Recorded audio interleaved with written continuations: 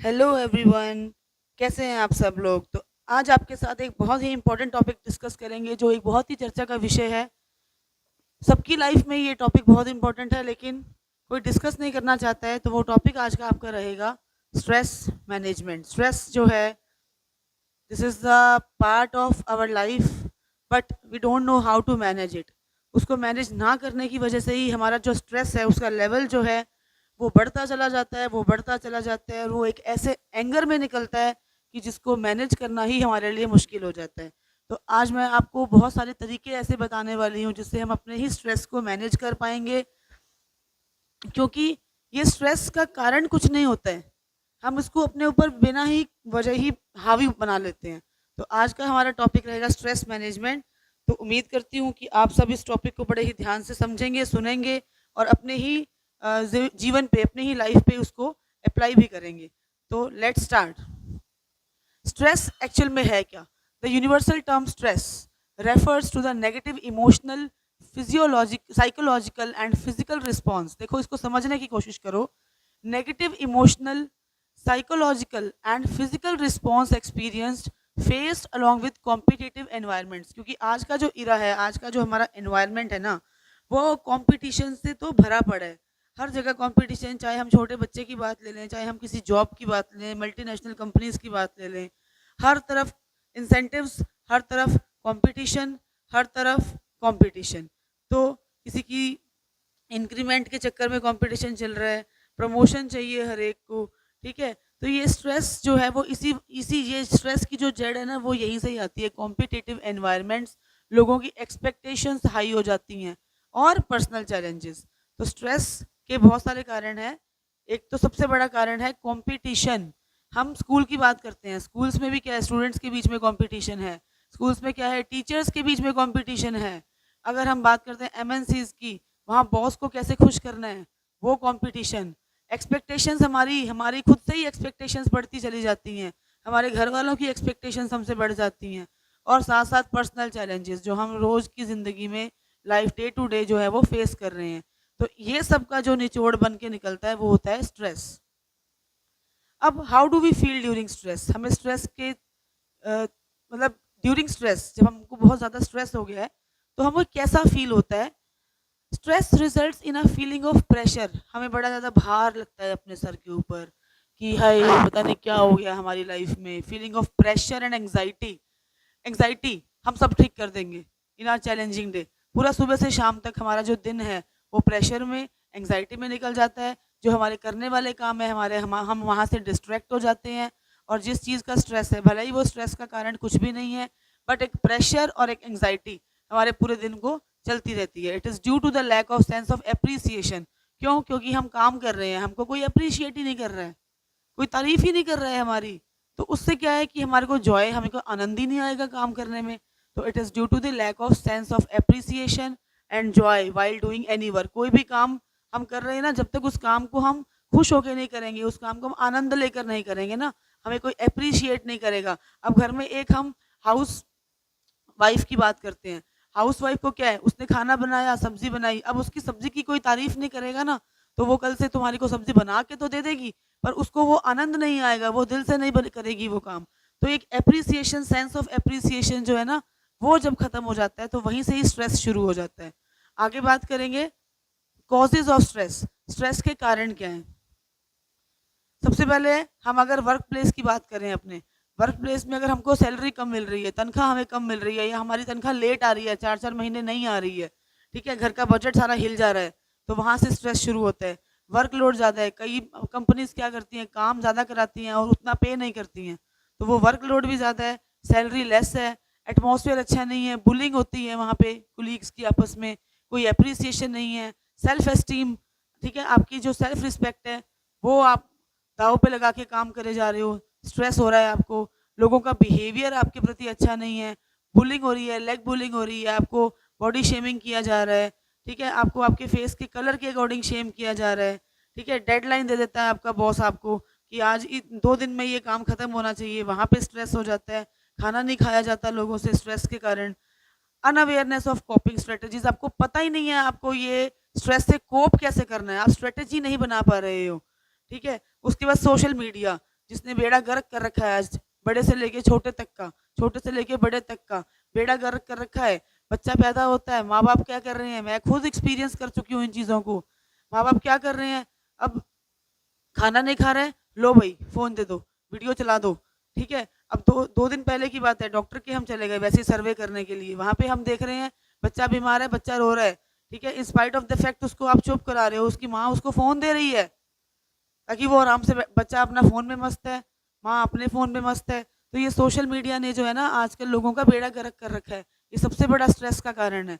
अच्छा, having little stress is okay. अब देखो स्ट्रेस की हम बात कर रहे हैं कि स्ट्रेस हो गया, स्ट्रेस हो गया, लेकिन जब तक हमें स्ट्रेस होगा नहीं तब तक हम इम्प्रूव कैसे करेंगे खुद को, ये भी तो एक बात है ना।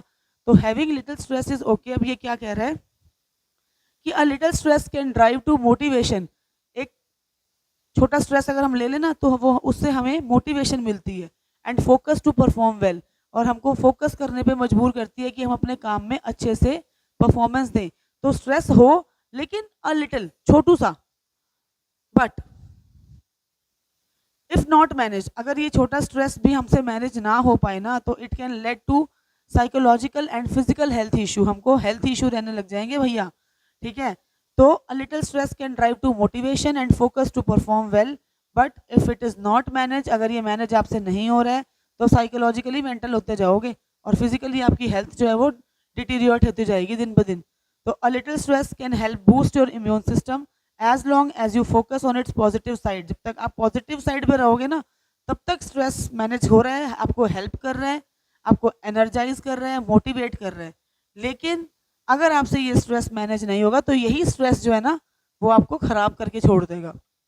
तो स्ट्रेस हमारे पास गुड स्ट्रेस भी है और बैड स्ट्रेस भी है, मतलब बैलेंस बनाना वो आपको सीखना है। अच्छा, smile, always smile gratefully with a positive mindset when a new day begin. जब आप सुबह उठते हो, ठीक है, सबसे पहले तो आप ग्रेटिट्यूड, ठीक है, ग्रेटिट्यूड रखो, पॉजिटिव माइंडसेट रखो, भगवान का शुक्र करो कि आप सही सलामत उठ गए हो।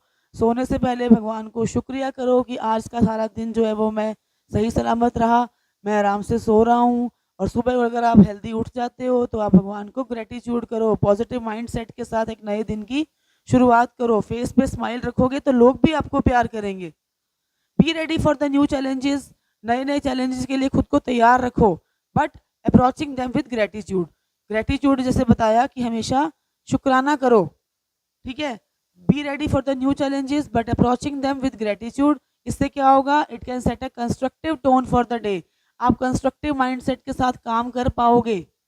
तो स्माइल जो है वो सबसे बड़ा एक, ऐसे बोल सकते हैं हम, एक हथियार है जिससे आप बड़े बड़े लोगों को भी अपने वश में कर सकते हो। सेल्फ रिफ्लेक्शन, खुद को पहचानो। At the end of the day, जब आपका दिन खत्म होता है, feel that you have done your best. आपको खुद को ही फील करना पड़ेगा। देखो, आपको खुद को ही खुद की इज्जत करनी पड़ेगी, ठीक है।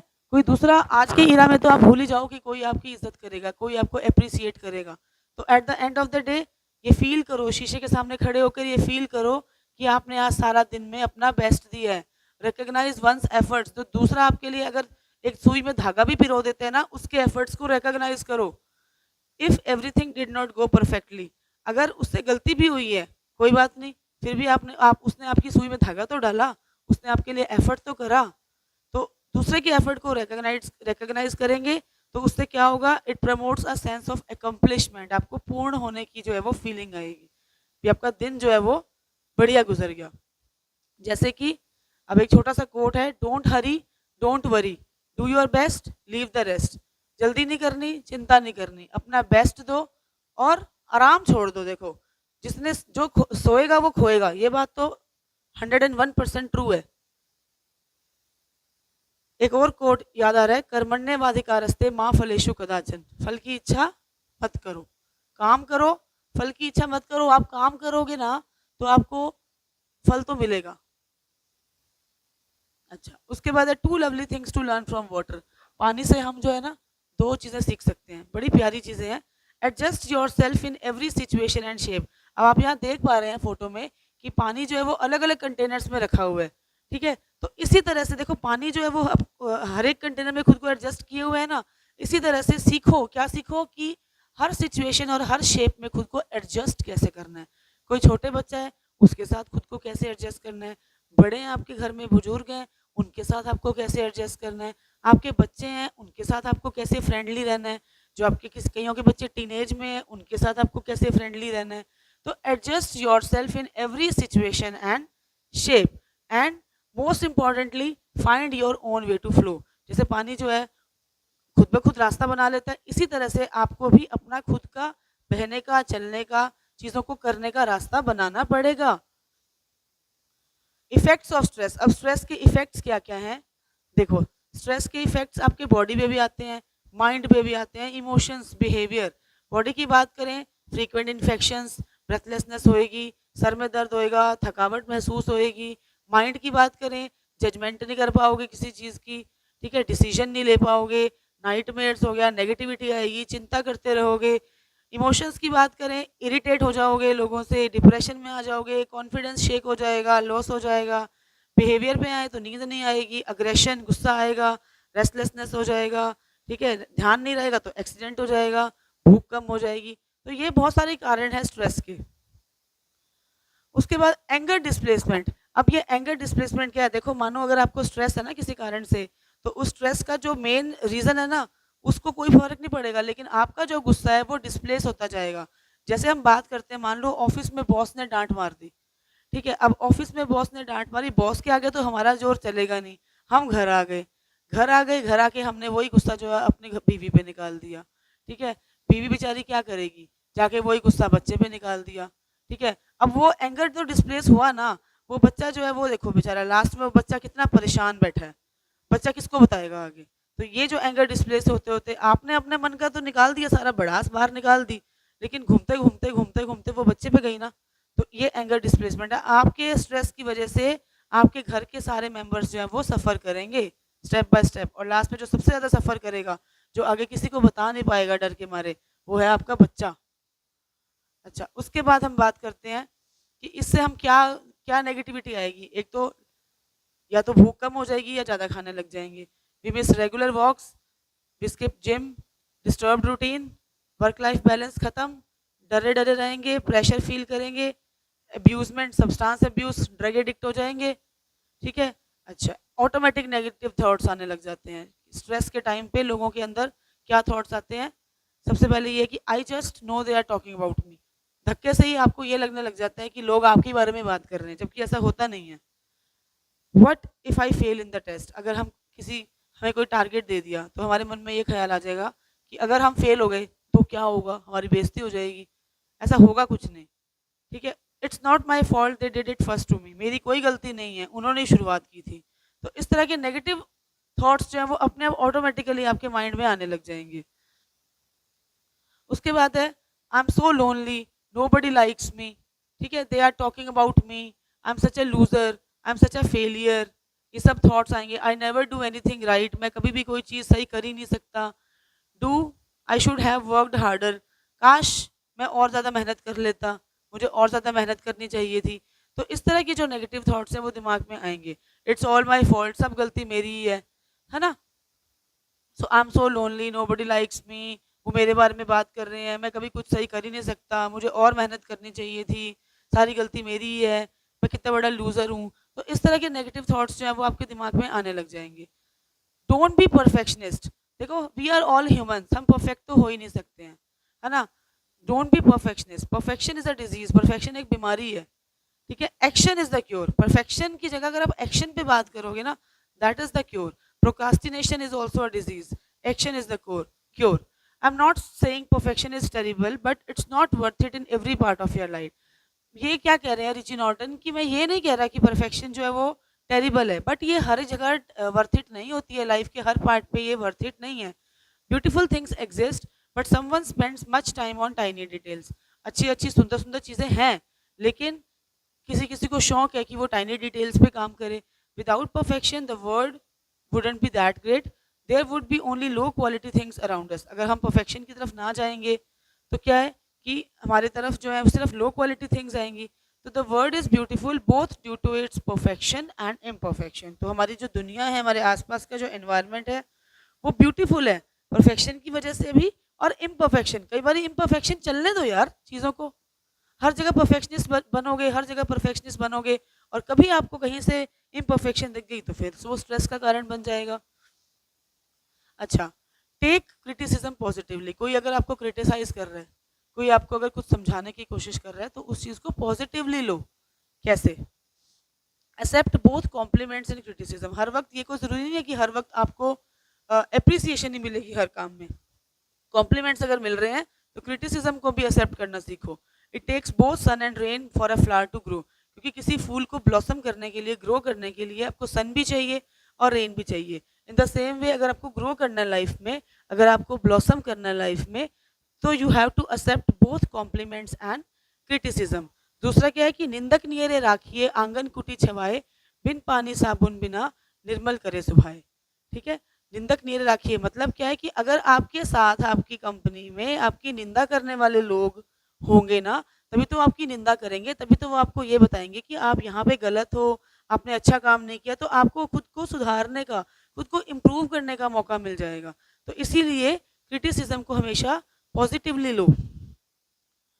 आपको स्ट्रेस कैसे रिलीव करना है? Regular meals, regular nature walks, gym और एक्सरसाइज, टाइम मैनेजमेंट, स्केड्यूल बनाओ अपना, एक दूसरे से बात करो, कनेक्शंस बनाओ, काउंसलिंग करो जाके।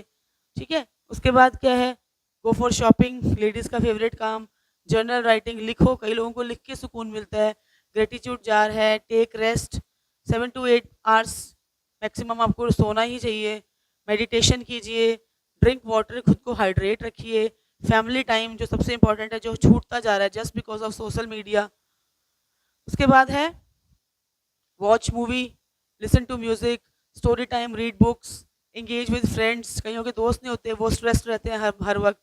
कुकिंग कीजिए, इट्स नॉट ज़रूरी, मैंडेटरी नहीं है कि हमेशा लेडी कुकिंग करेगी।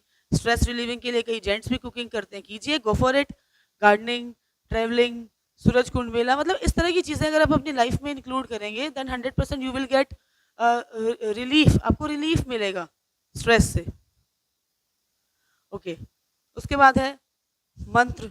मंत्र कीजिए, भगवान की पूजा कीजिए, जॉय ऑफ गिविंग, देना भी सीखिए, माफ़ कीजिए, भूल जाइए चीज़ों को, self care, foot massage, body massage, alternatives निकालिए चीज़ों के, टोनिक्स एंड सप्लीमेंट्स। ठीक है, तो आई होप मेरी आज की वीडियो से आप अपनी लाइफ को थोड़ा सा बदलने की कोशिश करेंगे। Stay happy, stay tune, thank you for being a part of this journey. आपके लिए इसी तरह की मोटिवेशनल वीडियोस और लाती रहूंगी। Thank you so much, have a great day ahead.